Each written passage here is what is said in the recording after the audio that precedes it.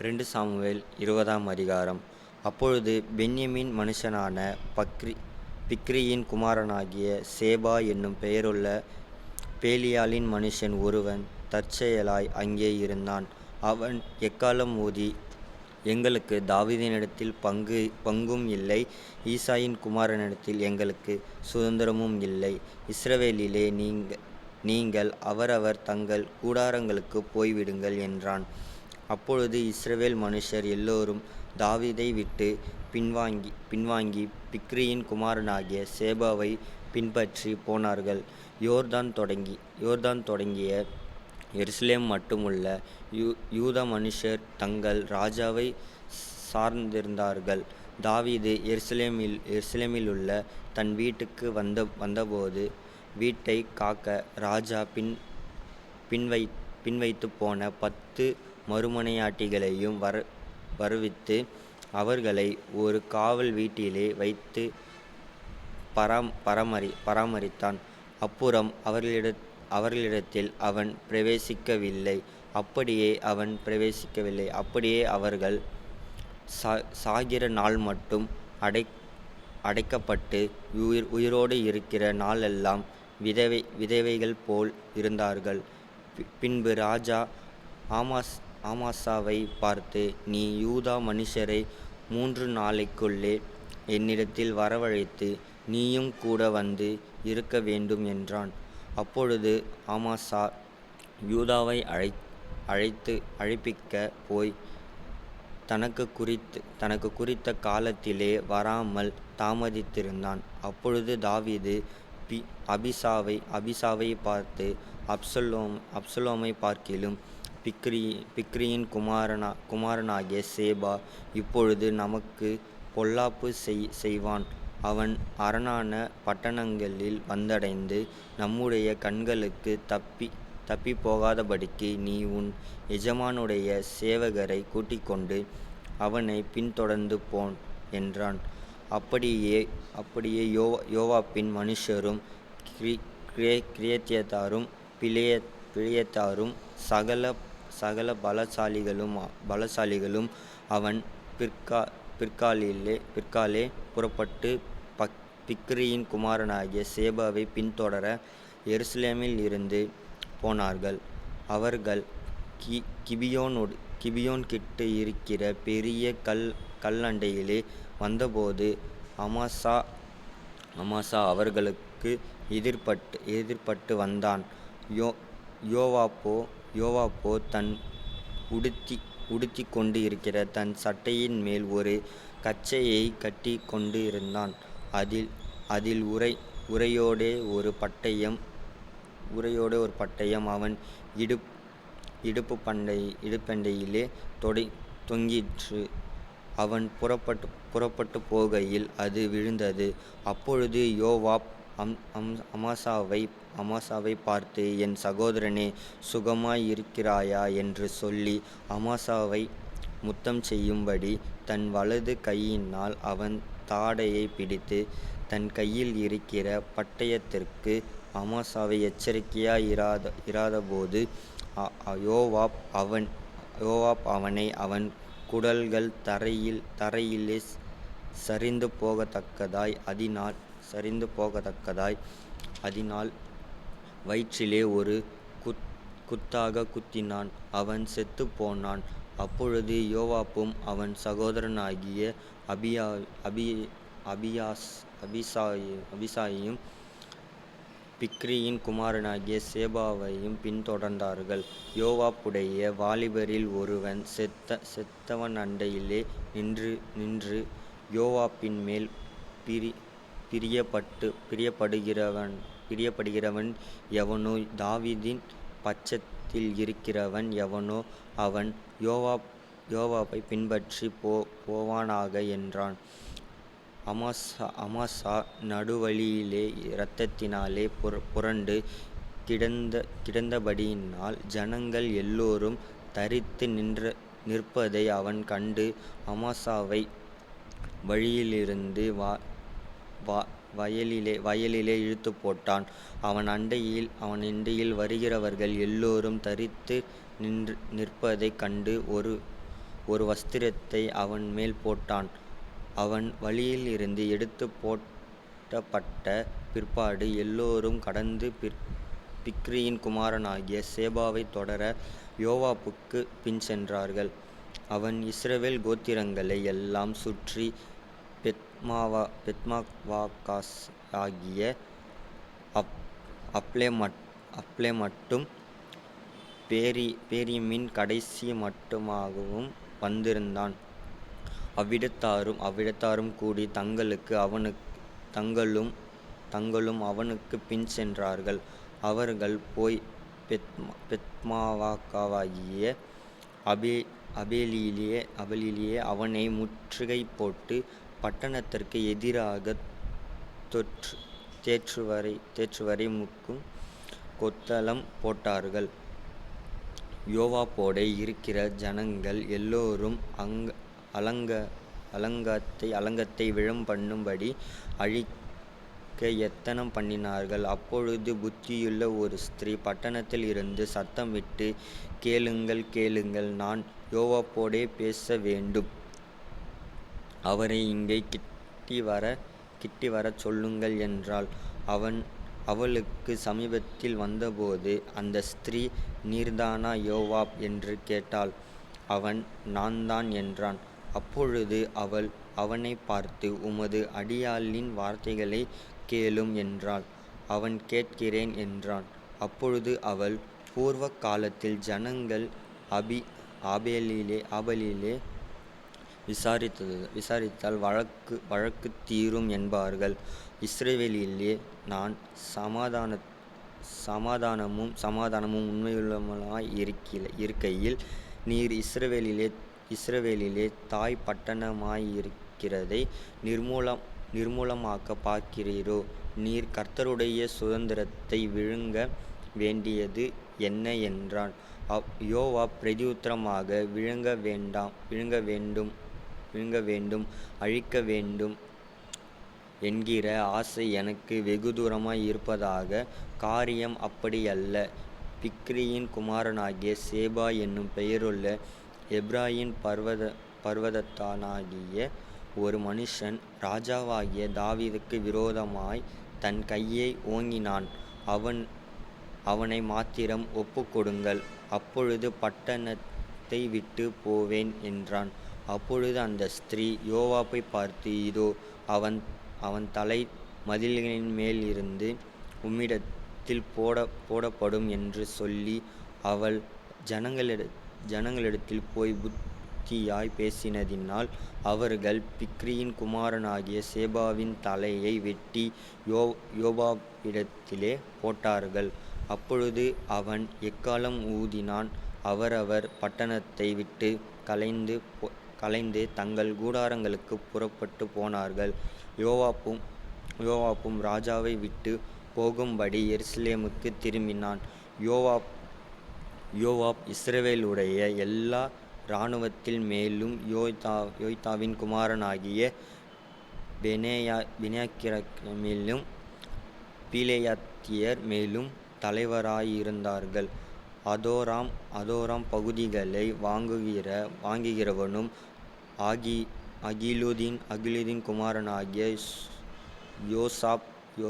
யோசாபாத் மந்திரம் சேவா சமித்திரியும் சாதோக்கும் அபியாத்தாரும் ஆசாரியருமாயிருந்தார்கள்.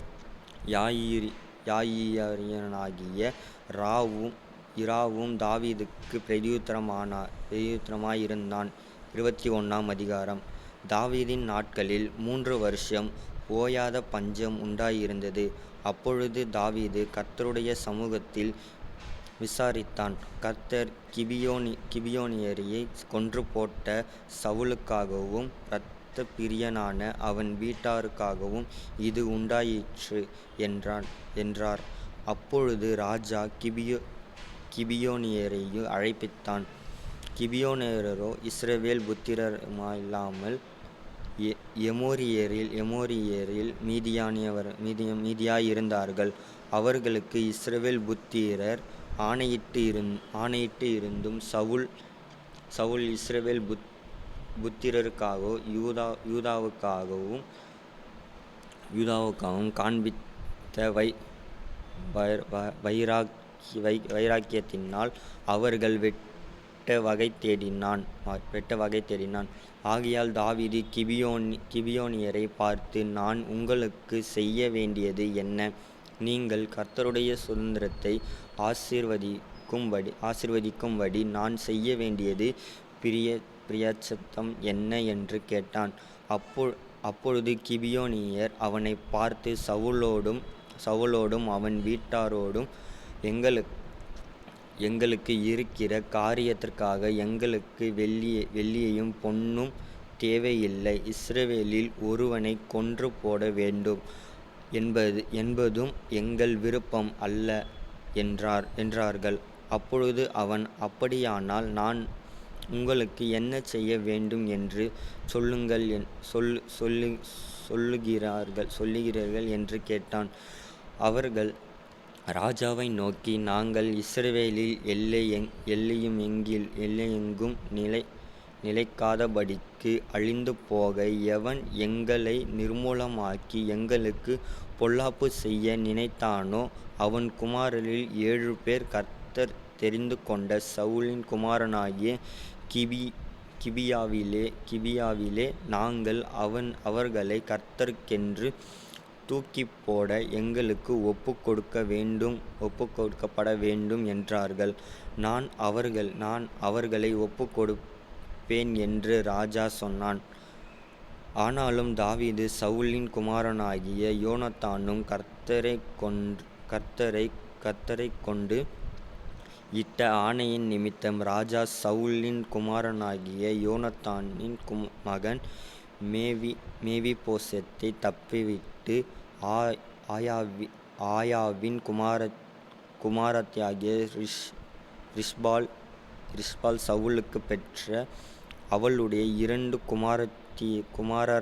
குமாரராகிய அர்மோனியையும் மேவிபோசத்தையும் சவுலின் குமாரத்தியாகிய மேராப் மேகோலாத்தியனான பர்சிலாவின் குமாரனாகிய அதரியாளுக்கு பெற்ற அவளுடைய 5 குமாரரையும் பிடித்து அவர்களை கிபியோனியர் கையில் ஒப்புக்கொடுத்தான். அவர்கள் கர்த்தருடைய சமூகத்தில் மலையின் மேல் தூக்கி போட்டார்கள். அப்படியே அவர்கள் 7 பேரும் ஒருமிக்க விழுந்தார்கள். வார்கோதுமை அறுப்பு துவக்குகிற அறுப்பு காலத்தில் முந்தின நாட்களிலே அவர்கள் கொன்று போடப்பட்டார்கள். அப்பொழுது ஆயாவின் குமாரத்தியாகிய ரிஸ்பாள் இரட்டுப்புடவை எடுத்துக்கொண்டு போய் அதை பாறையின் மேல் விரித்து அறுப்பு நாட்களில் துவக்கும் முதற்கொண்டு வனாந்திரத்தில் இருந்து அவர்கள் மேல் மழை பெய்யும் மட்டும் பகலில் ஆகாயத்து பறவைகளாகிலும் இரவில் காட்டு மிருகங்களாகிலும் அவர்கள் மேல் விழ ஒட்டாதிருந்தால் ஆயாவின் குமாரத்தியாகிய ரிஸ்பாள் என்னும் சவுலின் மறுமனையாட்டி செய்தது தாவீதுக்கு அறிவிக்கப்பட்டபோது, தாவீது போய் பெலிஸ்தியர் கில்போவாவிலே சவுலை வெட்டினபோது பெத்சானின் வீதியிலே தூக்கிப் போடப்பட்டதும் கீலேயாத்திலுள்ள யாபேஸ் பட்டணத்தார் அங்கே போய் திருட்டினால் கொண்டு வந்ததுமான சவுலின் எலும்புகளை அவன்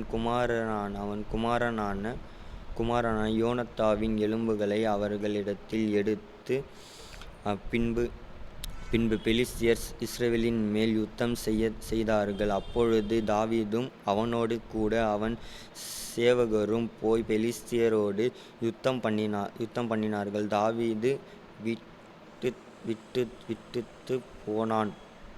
விடாய்த்து போனான். அப்பொழுது 300 சேக்கல் நிறைய வெண்கலமான ஈட்டியை பிடிக்கிறவனுக்கு புது பட்டயத்தை அறையிலே கட்டி கொண்டவனுமான இஸ்பேனியாபோனு என்னும் இரட்சித்த புத்திரரில் ஒருவன் தாவீதை வெட்ட வேண்டும் என்று இருந்தான். செருயாவின் குமாரனாகிய அபிசாய் ராஜாவுக்கு உதவியாக வந்து பெலிஸ்தியனை வெட்டி கொன்று போட்டான். அப்பொழுது தாவீதின் மனுஷன் இஸ்ரவேலின் விலக்கு அணிந்து போகாதபடிக்கு நீர் இனி எங்களோடு யுத்தத்திற்கு புறப்பட வேண்டாம் என்று அவனுக்கு ஆணையிட்டு சொன்னார்கள். அதற்கு பின்பு பெலிஸ்தியரோடே திரும்பவும் கோபிலே யுத்தம் நடந்தது. உசாத்தியனாகிய சீபேக்காய் இரட்சதசித்தனான சாப்பை வெட்டி போட்டான். பெலிஸ்தியரோடு இன்னும் வேறொரு யுத்தம் கோபிலே உண்டானபோது யாரேயாக்கிம் குமாரனாகிய எல்கானான் கோயிலே சகோதரனை வெட்டினான். அவன் ஈட்டியை தாங்கலானது நெய்கிறவர்களின் படைமரம் எவ்வளவு பெரிதாய் இருந்தது. இஸ்ரவேலை நிந்தித்தான். தாவீதின் சகோதரனான சீமேயாவின் குமாரனாகிய யோனத்தான்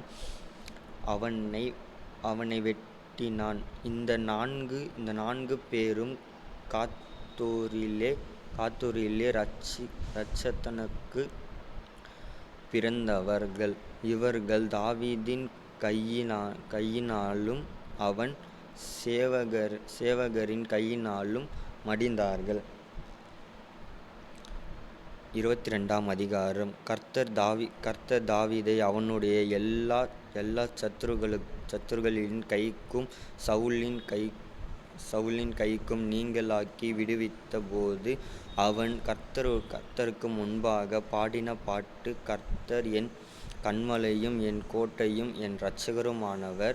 தேவன் நான் நம்பியிருக்கிற துர்கமும் என் கோட்டையும் என் கேடகமும் என் இரட்சணிய கொம்பும் என் உயர்ந்த அடைக்கலமும் என் புகலிடமும் என் இரட்சகருமானவர். என்னை வல்லடிக்கு நீங்கலாக்கி இரட்சிக்கிறவர் அவரே. துதிக்கு பாத்திரராகிய கர்த்தரை நோக்கி கூப்பிட்டேன். அதனால் என் சத்துருக்கள் நீங்கலாக்கி இரட்சிக்கப்படுவேன். மரண அலைகள் என்னை சூழ்ந்து கொண்டு துர்ச்சன பிரவாகம் என்னை பயப்படுத்தினது. பாதாள கட்டுகள் என்னை சூழ்ந்து கொண்டது.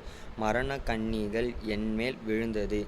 எனக்கு உண்டான நெருக்கத்திலே கர்த்தரை நோக்கி கூப்பிட்டு என் தேவனை நோக்கி அபயமிட்டேன்.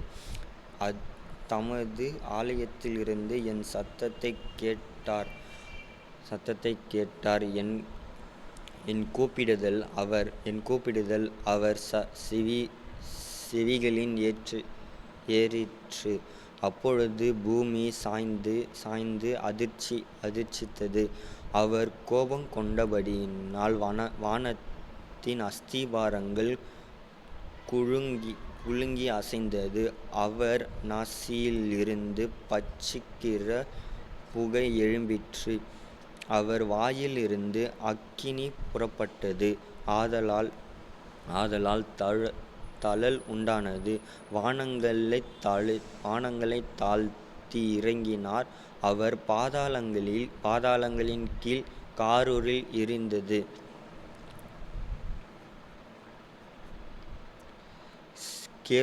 கேருபீன்கள் மேல் ஏறி வேகமாய் சென்றார். காற்றின் செட்டைகளின் மேல் தரிசனமானார். ஆகாயத்து மேகங்களினாலே கூடி தண்ணீர்களின் இருளைத்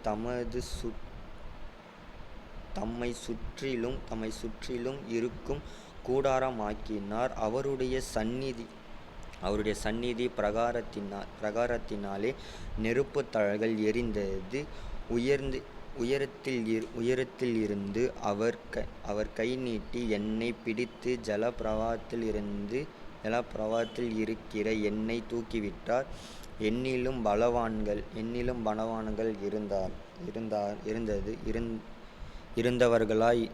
பலவான்களாயிருந்த என் பலத்த சத்துருவும் என் பகைஞரும் என்னை விடுவித்தார். என் ஆபத்து நாட்களிலே எனக்கு எதிரிட்டு வந்தார்கள். கர்த்தரோ எனக்கு ஆதரவாயிருந்தார். என்மேல் அவர் பிரியமாயிருந்தபடியால் விசாலமான இடத்திலே என்னைக் கொண்டு வந்து என்னைத் தப்புவித்தார்.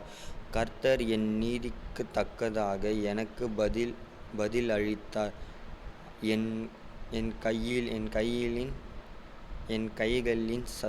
கைகளின் சுத்தத்திற்குத் தக்கதாக எனக்கு சரி கட்டினார். கர்த்தருடைய வழிகளைக் காத்துக்கொண்டு வந்தேன். நான் என் தேவனுக்குத் துரோகம் பண்ணினதில்லை. அவருடைய நியாயங்களையெல்லாம் எனக்கு முன்பாக நிறுத்தினேன். நான் அவருடைய பிரமாணங்களை விட்டு விலகாமல் அவர் முன்பாக மன உண்மையாயிருந்து என் துர்க்குணத்திற்கு என்னை விலக்கி காத்துக்கொண்டேன். ஆகையால் கர்த்தர் என் நீதிக்குத் தக்கதாகவும் தம்முடைய கண்களுக்கு முன் இருக்கிற என் சுத்தத்திற்குத் தக்கதாகவும் எனக்கு பதில் அளித்தார். தயவுள்ளவனுக்கு நீர் தயவுள்ளவராகவும், உத்தமனுக்கு நீர் உத்தமராகவும், புனிதனுக்கு நீர் புனிதராகவும், மாறுபாடானவனுக்கு நீர் மாறுபடுகிறவராகவும் தோன்றுவீர். சிறுமைப்பட்ட ஜனத்தை இரட்சிப்பீர். மேட்டுமையான கண்களைத் தாழ்த்த உம்முடைய கண்கள் அவர்களுக்கு விரோதமாய் திறக்கப்பட்டிருக்கிறது. கர்த்தராகிய தேவரீர் என் விளக்காயிருக்கிறீர். கர்த்தர் என் இருளை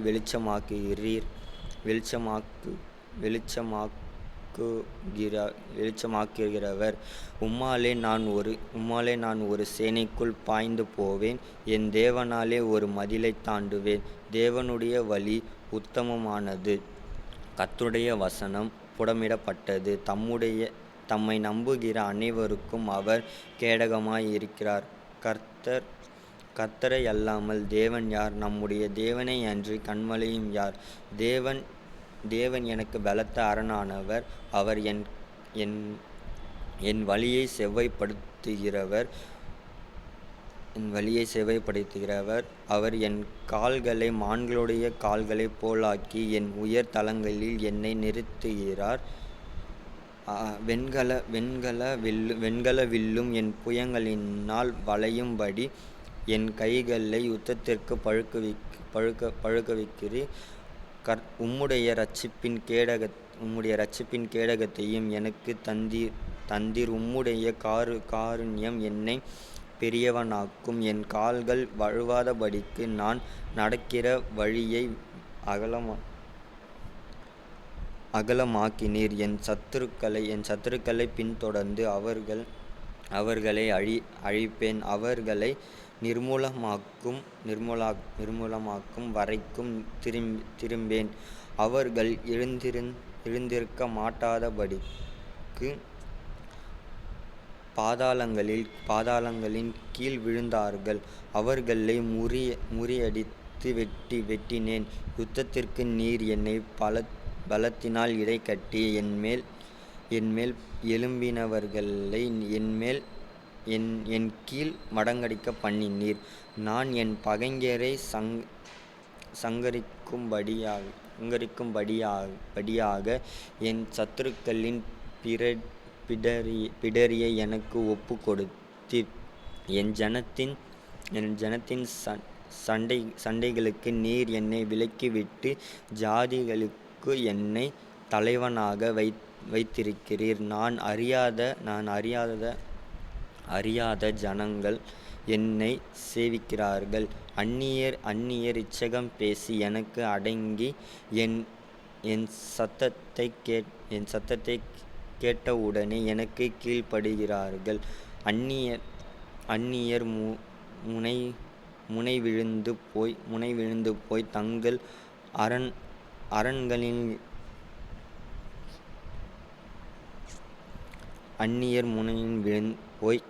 தங்கள் அரண்களில் இருந்து தத்தளிப்பாய் புறப்படுகிறார்கள். கர்த்தர் ஜீவனுள்ளவர், என் கன்மலையானவர் ஸ்தோத்திரிக்கப்படுவாராக. என் இரட்சிப்பின் கன்மலையாகிய தேவன் உயர்ந்திருப்பாராக. என் தேவன் அவர் எனக்காய் பழிக்கு பழி வாங்கி ஜனங்களை எனக்கு கீழ்ப்படுத்துகிற தேவனானவர். அவரே என் சத்துருக்களுக்கு என்னை விடுவிக்கிறவர். எனக்கு விரோதமாய் எழும்பினவர்கள் மேல் என்னை உயர்த்தி கொடுமையான மனுஷனுக்கு என்னை தப்புவிக்கிறார். இது நிமித்தம் கர்த்தாவே, ஜாதிகளுக்குள் உம்மை துதித்து உம்முடைய நாமத்திற்கு சங்கீதம் பாடுவேன். தாம் ஏற்படுத்தின ராஜாவுக்கு மகத்தான இரட்சிப்பை அளித்து தாம் அபிஷேகம் பண்ணின தாவீதுக்கும் அவன் சந்ததிக்கும் சதாகாலமும் கிருபை செய்கிறீர். 23 அதிகாரம். தாவீதுடைய கடைசி வார்த்தைகள். மேன்மையாய் உயர்த்தப்பட்ட யாக்கோபுடைய தேவனால் அபிஷேகம் பெற்ற இஸ்ரவேல் சங்கீதங்களை இன்பமாய் பாடின ஈசாயின் குமாரனாகிய தாவீது என்னும் புருஷன் சொல்லுகிறது என்னவென்றால், கர்த்தருடைய ஆவியானவர் என்னை கொண்டு பேசினார். அவருடைய வசனம் என்னுடைய நாவில் இருக்கிறது. இஸ்ரவேலின் தேவனும் இஸ்ரவேலின் கன்மலையுமானவர் எனக்கு சொல்லி உரைத்ததாவது, நீதிபரராய் மனுஷரை ஆண்டு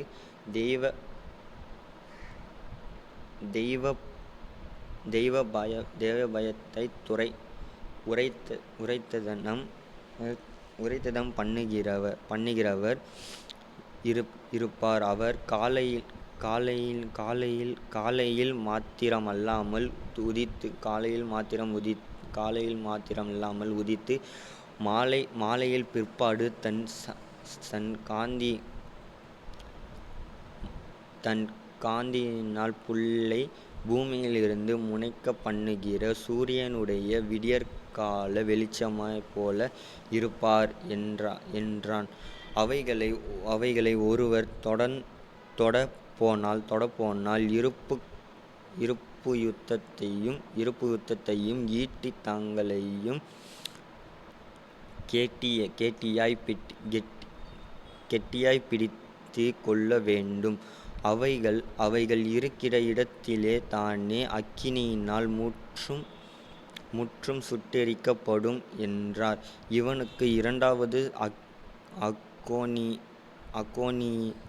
அக்கோனியின் குமாரனாகிய தோதோவின் மகன் எலியேசருக்கு என்பவன். இவன் பெலிஸ்தியரின் யுத்தத்திற்கு கூடின ஸ்தலத்தில் இஸ்ரவேலில் மனுஷர் போகையில் தாவீதோடு இருந்து பெலிஸ்தியரை நித்தம் 3 பராக்கிரமசாலிகளில் ஒருவனாயிருந்தான். இவன் எழும்பி தன் கையை சலித்து தன் கையை பட்டயத்தோடு ஓடிக்கொள்ளும் மட்டும் பெலிஸ்தியரை வெட்டினான். அவன் அன்றைய தினம் கர்த்தர் பெரிய இரட்சிப்பை நடப்பித்தார். ஜனங்கள் கொள்ளையிட மாத்திரம் அவனை பின்பற்றி சென்றார்கள். இவனுக்கு மூன்றாவது ஆகியேன் குமாரனாகிய சம்மா என்னும் ஆராயின் சிறுபாயிறு நிறுத்த வயலிலிருந்த இடத்திலே பெலிஸ்தியர் ஏராளமாய்க் கூடி ஜனங்கள் பெலிஸ்தியரைக் கண்டு ஓடுகிற போது இவன் அந்த நிலத்தில் நடுவிலே நின்று அதை காப்பாற்றி பெலிஸ்தியரை மடங்கடித்து போட்டான். அதனால் கர்த்தர் பெரிய இரட்சிப்பை நடப்பித்தார். தாவீது அரணான ஒரு இடத்தில் இருந்தான். அப்பொழுது பெலிஸ்தியரின்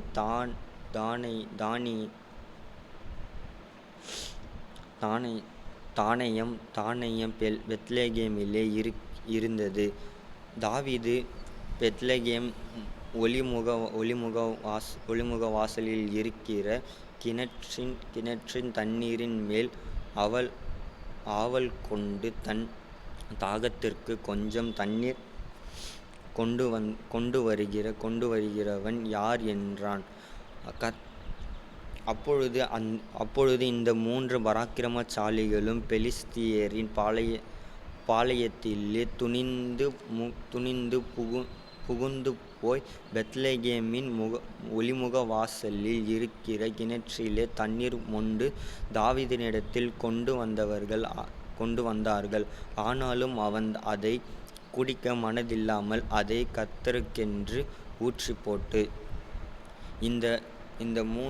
இந்த மூன்று பேரில் அவன் மேன்மையுள்ளவனாய் இருந்ததினல்லவோ அவர்களில் தலைவனானவன். ஆனாலும் அந்த முந்தின 3 பேருக்கு அவன்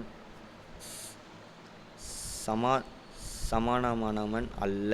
பராக்கிரமசாலியாகிய யோய்தாவின் குமாரனாகிய கப்சேயால் ஊரானாகிய பெனாயாவும் செய்கைகளில் வல்லவனாயிருந்தான். அவன் மோவாப் தேசத்தின் 2 வலுமையான சிங்கங்களை கொன்றதும் அல்லாமல் உறைந்த மழைக்காலத்தில் அவன் இறங்கிப்போய் ஒரு கெபிக்குள் இருக்கிற ஒரு சிங்கத்தையும் கொன்று போட்டான். அவன் பயங்கர ரூபமான ஒரு எகிப்தியனையும் கொன்று போட்டான். அந்த எகிப்தியன் கையில் ஒரு ஈட்டி இருக்கையில் இவன் ஒரு தடியை பிடித்து அவனிடத்தில் போய் அந்த எகிப்தியன் கையில் இருந்த ஈட்டியை பறித்து அவன் ஈட்டியினாலே அவனை கொன்று போட்டான். யோவாபின் தம்பி அசகேல்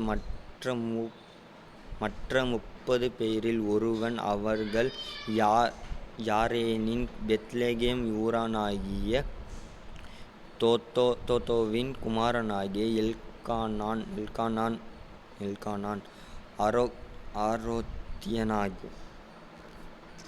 ஆரோத்தியனாகிய சம்மா ஆரோத்தியனாகிய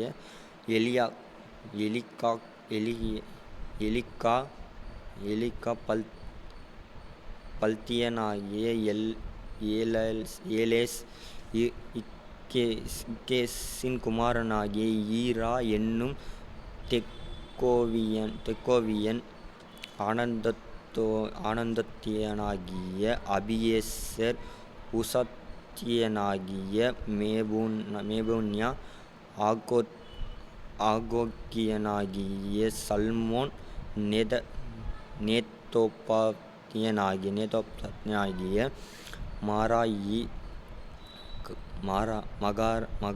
மகாராயி பானாவின் குமாரனாகிய ஏலாப் என்னும் நெப்தோத்தாவின் எத்தோப்பியன். பென்யமின் புத்திரரில் கிபியா ஊரானாகிய ரிபாயின் குமாரன் இத்தாயி.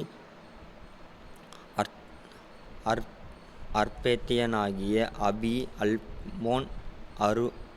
அல்போன் பருமியனாகிய அஸ்மாவேத் சல்போனியனாகிய எலியாபு எஸ்லேனின் குமாரனாகிய யோனதாப் என்பவன்.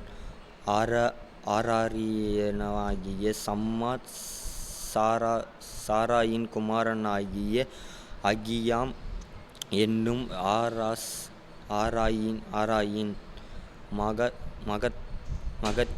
மகத்தியன் குமாரனாகிய ஆகாஸ்பாயின் மகன் எலியாபேலேத்.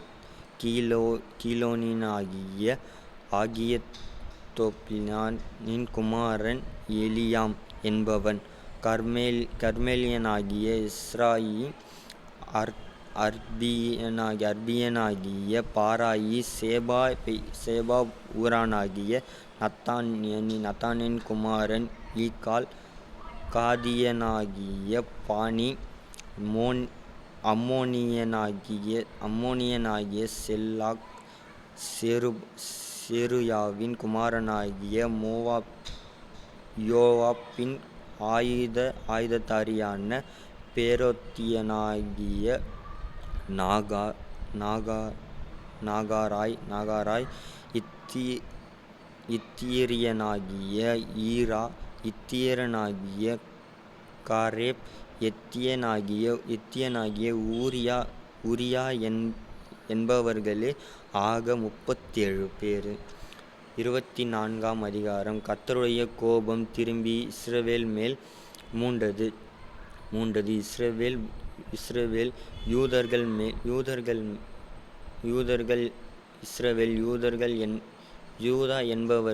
யூதா என்பவர்களை இலக்கம் பார் என்று அவர்களுக்கு விரோதமாய் சொல்லுகிறதற்கு தாவீது ஏவப்பட்டான். அப்படியே ராஜா தன்னோடு இருக்கிற சேனாபதியாகிய யோவாப்பை பார்த்து, ஜனங்களின் இலக்கத்தை நான் அறியும்படி நீர் தான் முதல் பெர்சபா மட்டுமுள்ள இஸ்ரவேலரின் கோத்திரம் எங்கும் சுற்றித் திரிந்து ஜனங்களைத் தொகையிடுங்கள் என்றான். அப்பொழுது யோவாப் ராஜாவை பார்த்து, ராஜாவாகிய என் ஆண்டவனுடைய கண்கள் காணும்படி உம்முடைய தேவனாகிய கர்த்தர் ஜனங்களை இப்பொழுது இருக்கிறதை பார்க்கிலும் 100 மடங்கும் அதிகமாய் வர்த்திக்க பண்ணுவாராக. ஆனாலும் என் ஆண்டவனாகிய ராஜா இந்த காரியத்தை விரும்புகிறது என்ன என்றான். ஆகிலும் மோவாப்பும் இராணுவத் தலைவரும் சொன்ன வார்த்தை சொல்லாதபடிக்கு ராஜாவின் வார்த்தை பலத்தது. அப்படியே இஸ்ரவேல் ஜனங்களை தொகையிட்டு யோவாப்பும் இராணுவத் தலைவரும் ராஜாவை விட்டு புறப்பட்டு போய் பிற்பாடு தீரு என்னும் கோட்டைக்கும் ஏவியர் கானானுடைய சகல பட்டணங்களுக்கும் போய் அங்கே இருந்து யூதாவின் தென்புறமான பெர்சேபாவுக்கு போய் இப்படி தேசம் எங்கும் சுற்றித் திரிந்து 9 மாதமும் 20 நாளும் ஆன பிற்பாடு எருசலேமுக்கு வந்தார்கள். யோவாப் ஜனத்தை இலக்கம் பார்த்து தொகையை ராஜாவுக்கு கொடுத்தான். இஸ்ரவேலிலே பட்டயம் உருவத்தக்க யுத்த சேவகர் 8 லட்சம் பேர் இருந்தார்கள். யூத மனுஷர் 5 லட்சம் பேர் இருந்தார்கள். இவ்விதமாய் ஜனங்கள் எண்ணின பின்பு ராஜா இருதயம் அவனை வாதித்தது. அப்பொழுது அப்பொழுது தாவீது கர்த்தரை நோக்கி, நான் இப்படி செய்ததினாலே பெரிய பாவம் செய்தேன். இப்போதும் ஆண்டவரே, உமது அடியானின் அக்கிரமத்தை நீக்கிவிடும். நான் நான் மகா புத்தியீனமாய் செய்தேன் என்றான். தாவீது காலமே எழுந்திருந்தபோது தாவீதின் ஞானதிஷ்டிக்காரனாகிய காத் என்னும் தீர்க்கதரிசிக்கு கர்த்தருடைய வார்த்தை உண்டாக்கி சொன்னது, நீ தாவீதினிடத்தில் போய் 3 காரியங்களை உனக்கு முன்பாக வைத்திருக்கிறேன். அவைகளில் ஒரு காரியத்தை தெரிந்துகொள்.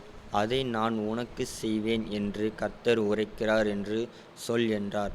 அப்படியே காத் தாவீதினிடத்தில் வந்து அவனை நோக்கி, உம்முடைய தேசத்திலே 7 வருஷம் பஞ்சம்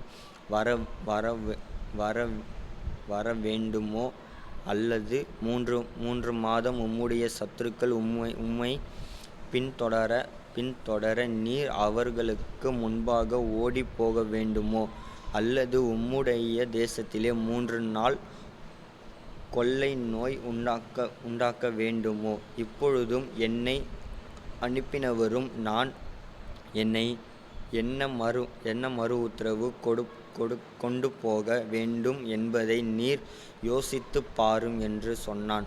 அப்பொழுது தாவீது காத்தை நோக்கி, கொடிய இக்கட்டில் அகப்பட்டு இருக்கிறேன். இப்பொழுது நாம் கர்த்தருடைய கையிலே விழுவோமாக. அவருடைய கரங்களில் மகா பெரியது.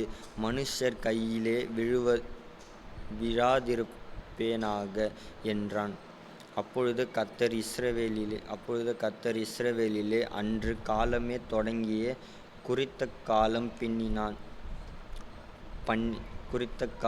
குறித்த காலம் வரவரைக்கும் கொள்ளை நோய் வரப்பண்ணினார். அதனால் தான் முதல் பெயர்செபா மட்டும் உள்ள ஜனங்களில் 76,000 பேரை செத்துப் போனார்கள்.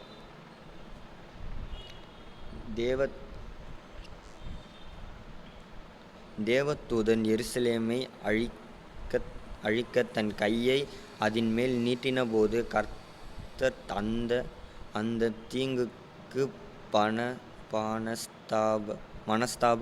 மனஸ்தாபப்பட்டு ஜனங்களை சங்கரிக்கிற தூதனை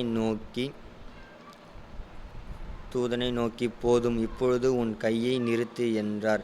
அந்த வேளையில் கர்த்தருடைய தூதன் எபூசியனாகிய அர்வானாவின் போராடிக்கிற களத்திற்கு நேராக இருந்தான். ஜனத்தை உபத்திக்கிற தூதனை தாவீது கண்டபோது அவன் கர்த்தரை நோக்கி, இதோ, நான் தான் பாவம் செய்தேன், நான் தான் அக்கிரமம் பண்ணினேன். இந்த ஆடுகள் என்ன செய்தது? உம்முடைய கை எனக்கும் என் தகப்பன் வீட்டுக்கும் விரோதமாயிருப்பதாக என்று விண்ணப்பம் பண்ணினான். காத்துடைய வார்த்தையின்படியே தாவீது கர்த்தர் கற்பித்த பிரகாரமாக போனான். அர்வானா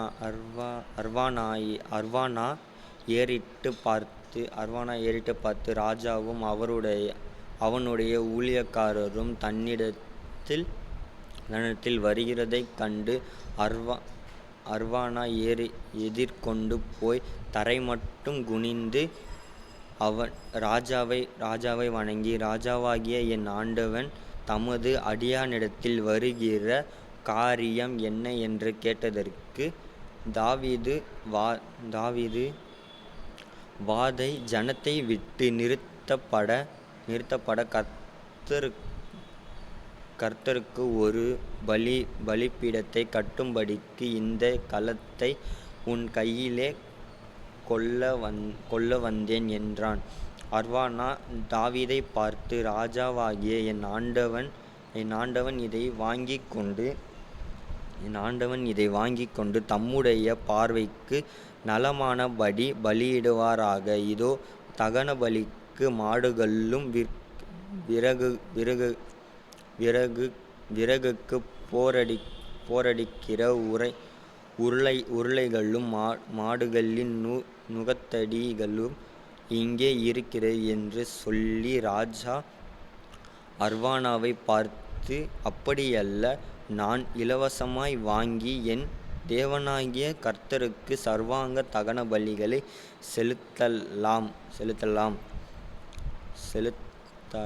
செலுத்தலாம். அதை உன் கையிலே விலைக்கரமாய் வாங்குவேன் என்று சொல்லி தாவீது அந்த களத்தையும் மாடுகளையும் 50 சேக்கல் நிறைய வெள்ளிக்கு கொண்டான். அங்கே தாவீது கர்த்தருக்கு ஒரு பலிபீடத்தை கட்டி சர்வாங்க தகன பலிகளையும் சமாதான பலிகளையும் செலுத்தினான். அப்பொழுது கர்த்தர் தேசத்துக்காக செய்யப்பட வேண்டியதை கேட்டருளினார். இஸ்ரவேலிலும் இருந்து அந்த வாதையை நிறுத்தப்பட்டது. 1 ராஜாக்கள் 1 அதிகாரம். தாவீது ராஜா வயது சென்று வித்தப்பியனபோது வஸ்திரங்களினால் அவனை மூடினாலும் அவனுக்கு அனல் உண்டாகவில்லை. அப்பொழுது அவனுடைய ஊழியக்காரர் அவனை நோக்கி, ராஜா சமூகத்தில் நின்று அவருக்கு பணிவிடை செய்யவும் ராஜாவாகிய எங்கள் ஆண்டவனுக்கு அனல் உண்டாக்கும்படி உம்முடைய மாடியிலே படுத்து கொள்ளவும் கன்னியாகிய ஒரு சிறு பெண்ணை ராஜாவாகிய எங்கள் ஆண்டவனுக்கு தேடுவோம் என்று சொல்லி இஸ்ரவேலில்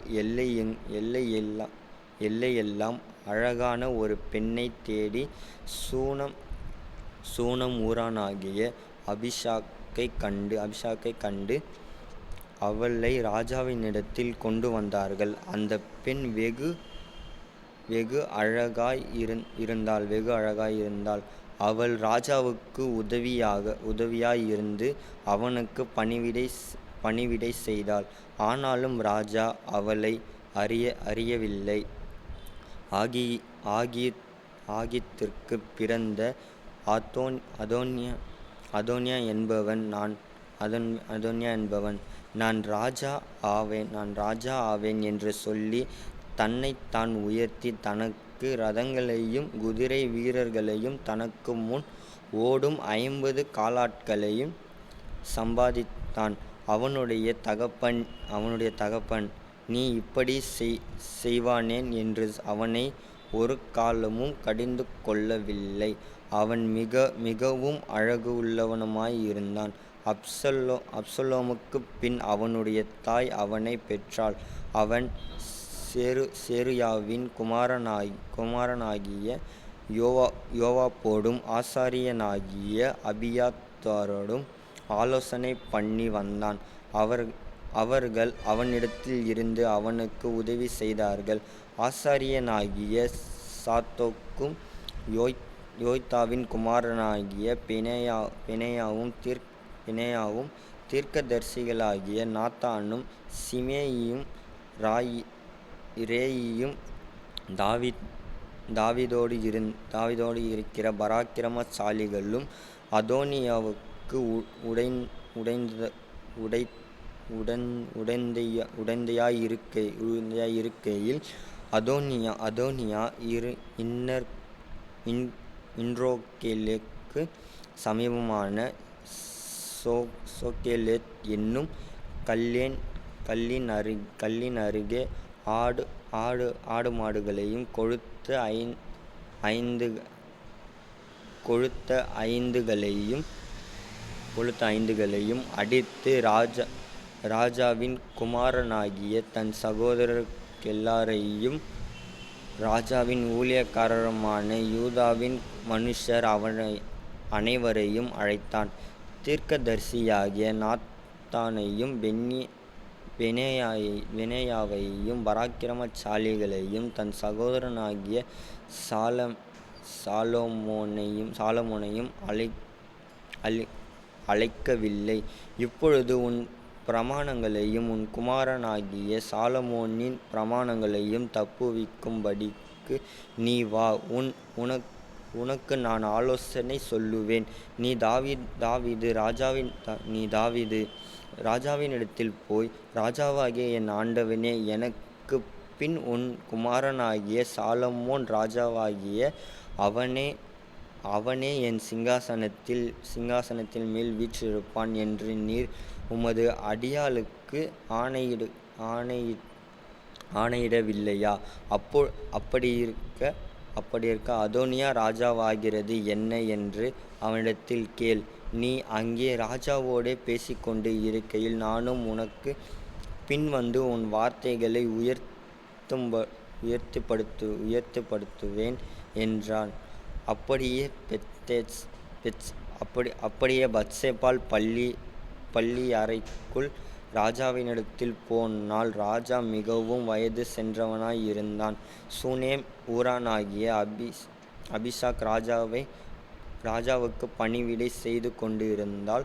பத்சேபாள் குனிந்து ராஜாவை வணங்கினாள். அப்பொழுது ராஜா, உனக்கு என்ன வேண்டும் என்று கேட்டான். அதற்கு அவள், என் ஆண்டவனே,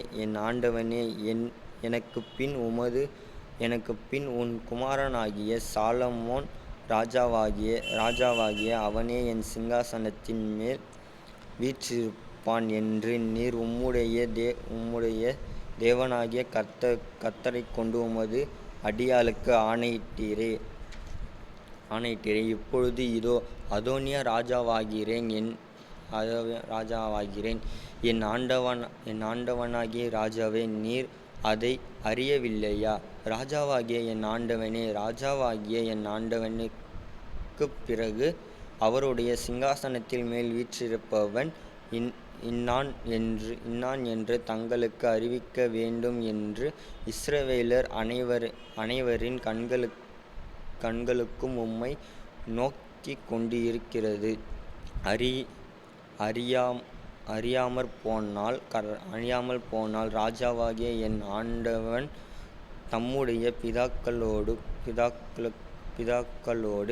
படுத்துக்கொண்ட பின் நானும் என் குமாரனாகிய சாலமோனும் குற்றவாளிகளாய் எண்ணப்படுவோம் என்றாள். அவள் ராஜாவோடே பேசிக்கொண்டு இருக்கையில் தீர்க்கதரிசியாகிய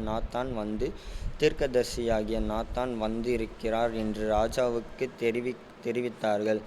அவன் ராஜாவுக்கு முன்பாக பிரவேசித்து முகங்குப்புற விழுந்து ராஜாவை வணங்கினான்.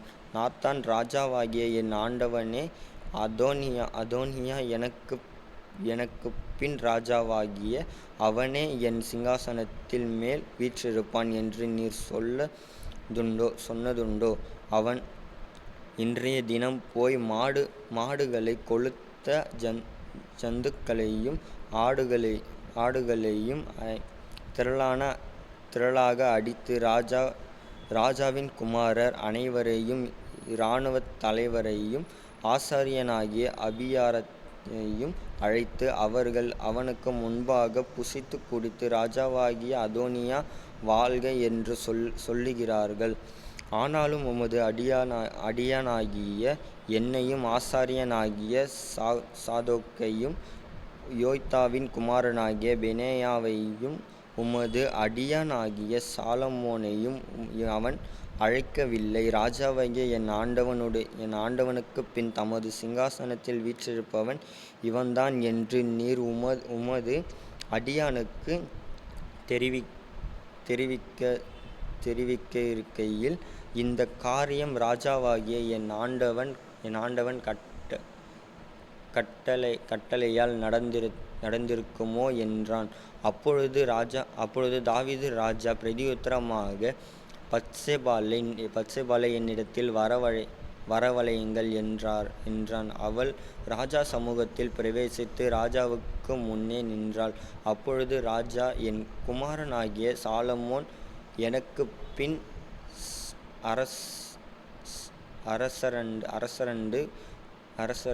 அரசரண்டு அவனே என் ஸ்தானத்தில் என் சிங்காசனத்தில் மேல் வீற்றிருப்பான் என்று நான் உனக்கு இஸ்ரவேலின் தேவனாகிய கர்த்தர் மேல் ஆணையிட்டபடியே இன்றைக்கு செய்து தீர்ப்பேன் என்பதை என் ஆத்துமாவை என் எல்லா இக்கட்டுக்கும் நீங்களாக்கி மீட்ட கர்த்தருடைய ஜீவனைக் கொண்டு சொல்லுகிறேன் என்று ஆணையிட்டான். அப்பொழுது பத்சேபாள் தரை மட்டும் குனிந்து ராஜாவை வணங்கி, என் ஆண்டவனாகிய தாவீது ராஜா என்றைக்கும் வாழ்க என்றாள். பின்பு தாவீது ராஜா ஆசாரியனாகிய சாதோக்கையும் தீர்க்கதரிசியாகிய நாத்தானையும் யோய்தாவின் குமாரனாகிய பெனாயாவையும் என்னிடத்தில் வரவழையுங்கள் என்றான். அவர்கள் ராஜாவுக்கு முன்பாக பிரவேசித்தபோது ராஜா அவர்களை நோக்கி, நீங்கள் உங்கள் ஆண்டவனுடைய சேவகரைக் கூட்டிக் கொண்டு என் குமாரனாகிய சாலமோனை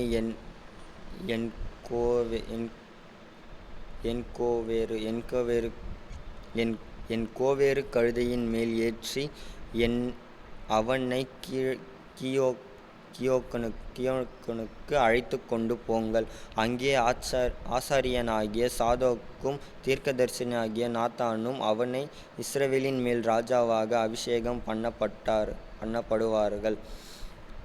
பின்பு எக்காளம் ஊதி ராஜாவாகிய சாலமோன் வாழ்க என்று வாழ்த்துங்கள். அதன் பின்பு அவன் நகர்வலம் வந்து என் சிங்காசனத்தில் வீற்றிருக்கும்படி அவனை கூட்டிக் கொண்டு வாருங்கள். அவனே என் ஸ்தானத்தில் ராஜாவாய் இருப்பான்.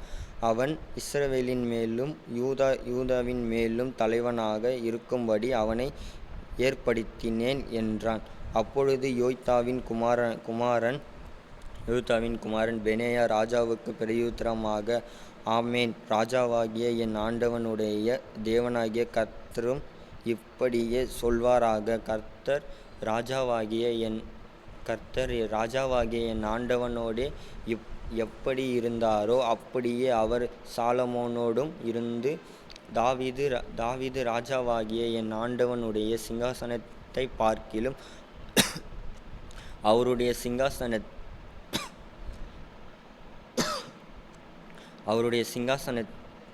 சிங்காசனத்தை பெரியதாக்குவாராக என்றார். ஆசாரியனாகிய சாதோக்கும் தைலக் கொம்பை கூடாரத்தில் இருந்து எடுத்துக்கொண்டு போய் சாலமோனை அபிஷேகம்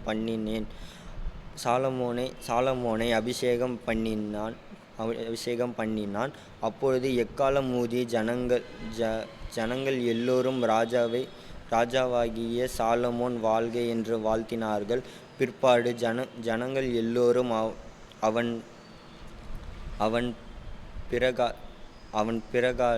பிறகாலே போனார்கள். ஜனங்கள் நகரங்களை ஊதி பூமி அவர்கள் சத்தத்தினால் அதிர்ந்ததாக மகா பூரிப்பாய் சந்தோஷித்தார்கள்.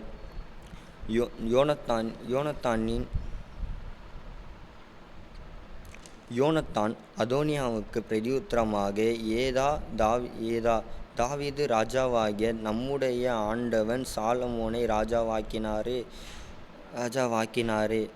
ராஜா ஆசாரியனாகிய சாதோக்கையும் தீர்க்கதரிசியாகிய நாத்தானையும் யோய்தாவின் குமாரனாகிய பெனாயாவையும் கிரேகத்தையும் பிலேயத்தரையும் அவனோடு அனுப்பினார்கள். அவர்கள் அவனை ராஜாவுடைய கோவேறு கழுதையின் மேல் ஏற்றினார்கள். ஆசாரியனாகிய சாதோக்கும் தீர்க்கதரிசியாகிய நாத்தானும் அவனை கியோகினிலே ராஜாவாக அபிஷேகம் பண்ணினார்கள். நகரமெல்லாம் முழக்கங்கள் தக்க அங்கே இருந்து பூரிப்போடு புறப்பட்டு போனார்கள். நீங்கள் கேட்ட இரைச்சல் அதுதான். பின்பு ராஜா அவனுடைய கண்கள் காண, இன்றைய தினம் என் சிங்காசனத்தின் மேல் ஒருவனை வீற்றிருக்க செய்த இஸ்ரவேலின் தேவனாகிய கர்த்தருக்கு ஸ்தோத்திரம் என்று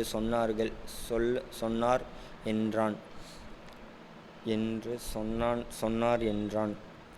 அப்பொழுது அதோனியாவின் விருந்தாளிகள் எல்லோரும் அதிர்ந்து எழுந்திருந்து அவரவர் தங்கள் வழியே போய்விட்டார்கள். அதோனியா சாலமோனுக்கு பயந்ததினால் எழுந்து போய் பலிபீடத்தின் கொம்புகளை பிடித்து கொண்டான். இதோ அதோனியா ராஜாவாகிய சாலமோனுக்கு பயப்படுகிறவன் என்றும், இதோ அவன் பலிபீடத்தின் கொம்புகளை பிடித்து கொண்டு ராஜாவாகிய சாலமோன் தமது அடியானுக்கு பட்டயத்தாலே கொன்று போடுவதில்லை என்று இன்று எனக்கு ஆணையிடுவாராக என்றான் என்றும் சாலமோனுக்கு அறிவிக்கப்பட்டது. அப்பொழுது சாலமோன் அவன் யோக்கியன் என்று விளங்க நடந்து கொண்டனால் அவன் தலைமயிரில் ஒன்றும் தரையிலே விழப்போகிறதில்லை. அவனிடத்தில் பொல்லாப்பு காணப்படுமேயாகில் அவன் சாக வேண்டும் என்றான். அவனை பலிபீடத்திலிருந்து கொண்டு வர ராஜாவாகிய சாலமோன் ஆட்களை அனுப்பினான். அவன் வந்து ராஜாவாகிய சாலமோனை வணங்கினான். சாலமோன் அவனை பார்த்து, உன் வீட்டிற்கு போ என்றான். 2 அதிகாரம். தாவீது மரணமடையும் காலம் சமீபித்தபோது அவன் தன் குமாரனாகிய சாலமோனுக்கு கட்டளையிட்டு சொன்னது, நான் பூலோகத்தார் யாவரும் போகிற வழியே போகிறேன். நீ திடன் கொண்டு புருஷனாயிரு. மோசேயின் நியாயப்பிரமாணத்தில் எழுதியிருக்கிறபடி நீ உன் தேவனாகிய கர்த்தருடைய கட்டளைகளையும் கற்பனைகளையும் நியாயங்களையும் சாட்சிகளையும்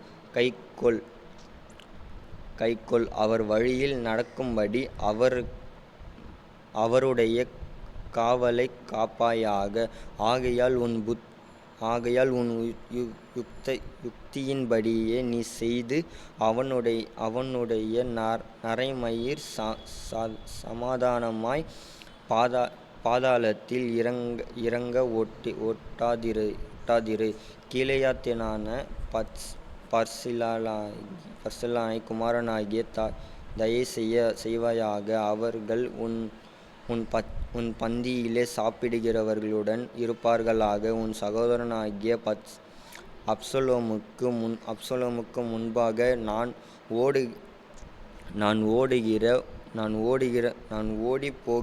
ஓடிப் போகையில் அவர்கள் என்னை அதிர்த்தார்கள். ஆகிலும் நீ அவனை குற்றமற்றவன் என்று எண்ணாதே. நீ புத்திமான். அவனுடைய நரைமயிரை இரத்தத்துடன் பாதாளத்தில் இறங்க பண்ண நீ அவனுக்கு செய்ய வேண்டியதை அறிவாய் என்றான். பின்பு தாவீது தன் பிதாக்களோடே நித்திரை அடைந்து தாவீதின் நகரத்தில் அடக்கம் பண்ணப்பட்டான். தாவீது இஸ்ரவேலை அரசாண்ட நாட்கள் 40 வருஷம். அவன் எப்ரோனில் 7 வருஷமும் எருசலேமில் 33 வருஷமும் அரசாண்டான். சாலமோன் தன் தகப்பனாகிய தாவீதுடைய சிங்காசனத்தின் மேல் வீற்றிருந்தான். அவன் ராஜபாரம் மிகவும் ஸ்திரப்பட்டது. அகித்தின் குமாரனாகிய அத்தோனியா சாலமோனின் தாயாகிய பத்சேபாளினிடத்தில் வந்தான். நீ சமாதானமாய் வருகிறாயா என்று அவள் கேட்டதற்கு, சமாதானமாய்த்தான் வருகிறேன் என்றான். பின்பு அவன் உம்முடைய நான் பேச வேண்டிய ஒரு காரியம் இருக்கிறது என்றான். அதற்கு அவள் சொல் என்றான். அப்பொழுது அவன் ராஜ்யம் என்னுடையதாயிருந்தது என்றும் நான் அரசாளுகிறதற்கு இஸ்ரவேல் எல்லோரும் என்மேல் நோக்கமாய் இருந்தார்கள் என்றும் நீர் அறிவீர். ஆனாலும் ராஜ்யபாரம் என்னை விட்டு தாண்டி என் சகோதரனுக்கு ஆயிற்று. கர்த்தரால் அது அவருக்கு கிடைத்தது. இப்பொழுது நான் உம்மிடத்தில் ஒரு மன்றாட்டு கேட்கிறேன், அதை எனக்கு மறைக்க வேண்டாம் என்றான். அவள் சொல் என்றாள். அப்பொழுது அவன் ராஜாவாகிய சாலமோன் உம்முடைய சொல்லை மறுப்பதில்லை. சூனேம் ஊரானாகிய அபிஷாக்கை எனக்கு அவர் விவாகம் பண்ணி கொடுக்க அவருடைய பேசும்படி வேண்டுகிறேன் என்றார். அதற்கு பத்சேபாள், நல்லது, நான் உனக்காக ராஜாவினிடத்தில் பேசுவேன் என்றாள். பத்சேபாள் அதோனியாவுக்காக ராஜாவாகிய சாலமோனிடத்தில் பேசும்படி போனாள். அப்பொழுது ராஜா எழுந்திருந்து அவளுக்கு எதிர்கொண்டு வந்து அவனை வணங்கி தன் சிங்காசனத்தின் மேல் உட்கார்ந்து ராஜாவின் தாயார் தன் வலதுபுறமாக உட்கார அவர்களுக்கு ஒரு ஆசனத்தை வைத்தான். அப்பொழுது அவள் நான் உம்மை ஒரு சிறு மன்றாட்டை கேட்க விரும்புகிறேன், எனக்கு அதை மறுக்க வேண்டாம் என்றாள். அதற்கு ராஜா, என் தாயாரை கேளும், நான் உமக்கு மறுப்பதில்லை என்றாள். அப்பொழுது அவள் சூனேமின் ஊரானாகிய அபிஷாக்கை உம்முடைய சகோதரனாகிய அதோனியாவுக்கு விவாகம் பண்ணி கொடுக்க வேண்டும் என்றாள். ராஜாவாகிய சாலமோன் தன் தாயாருக்கு பிரதியுத்தரமாக, நீர் சூனேமின் ஊரானாகிய அபிஷாக்கை அதோனியாவுக்கு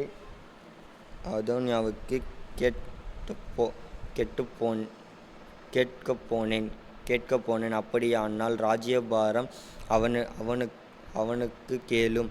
அவன் எனக்கு மூத்த சகோதரன்.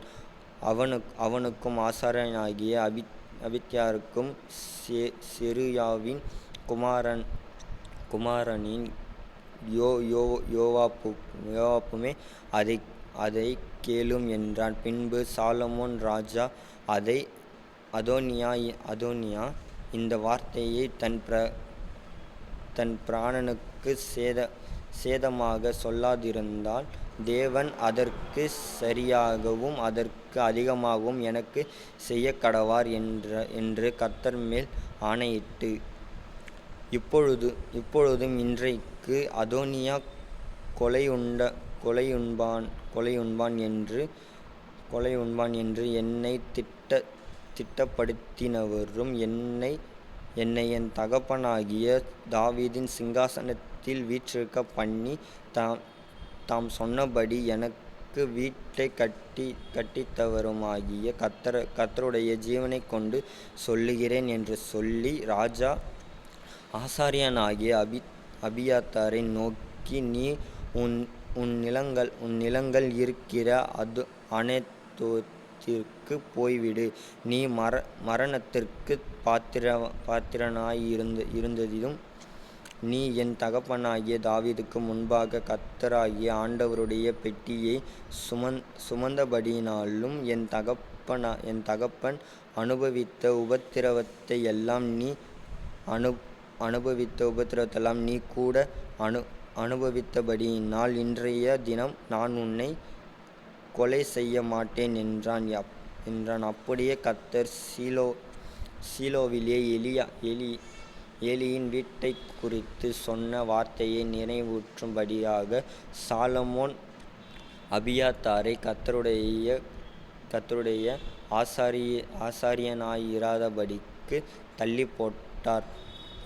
யோவாப் கர்த்தரின் கூடாரத்திற்கு ஓடிப்போனான் என்றும், இதோ பலிபீடத்தண்டையில் நிற்கிறேன் என்றும் ராஜாவாகிய சாலமோனுக்கு அறிவிக்கப்பட்டபோது, சாலமோன் யோய்தாவின் குமாரனாகிய பெனாயாவை அனுப்பி, நீ போய் அவன் மேல் விழு என்றான்.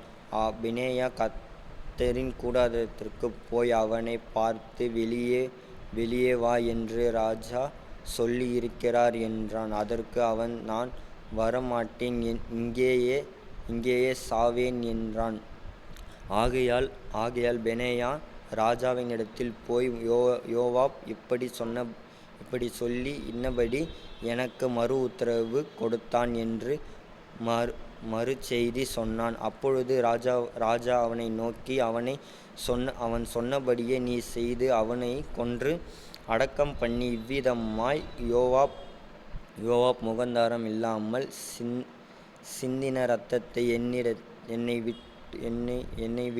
என்னை விட்டுவிடும், என் பிதாவின் வீட்டை விட்டுவிடும், விலங்கிப் போடு, இப்படியே அவர்களுடைய இரத்தப்பழி என்றும் யோவாபுடைய தலையின் மேலும் அவன் சந்ததியாரின் தலையின் மேலும் திரும்பும்.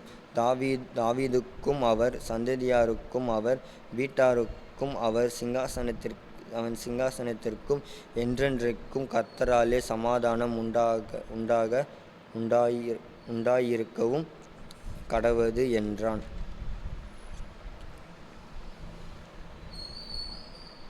அவனுக்கு பதிலாக ராஜா யோய்தாவின் குமாரன் பெனாயாவை இராணுவத்தின் மேலும் ஆசாரியனாகிய சாதோக்கை அபியத்தாரின் ஸ்தானத்தின் மேலும் வைத்தான். பின்பு ராஜா சீமேயை அழைப்பித்து அவனை நோக்கி, நீ எருசலேமிலே உனக்கு ஒரு வீட்டைக் கட்டி அங்கே இருந்து, எங்கேயாவது வெளியே போகாமல் அங்கேதானே குடியிரு.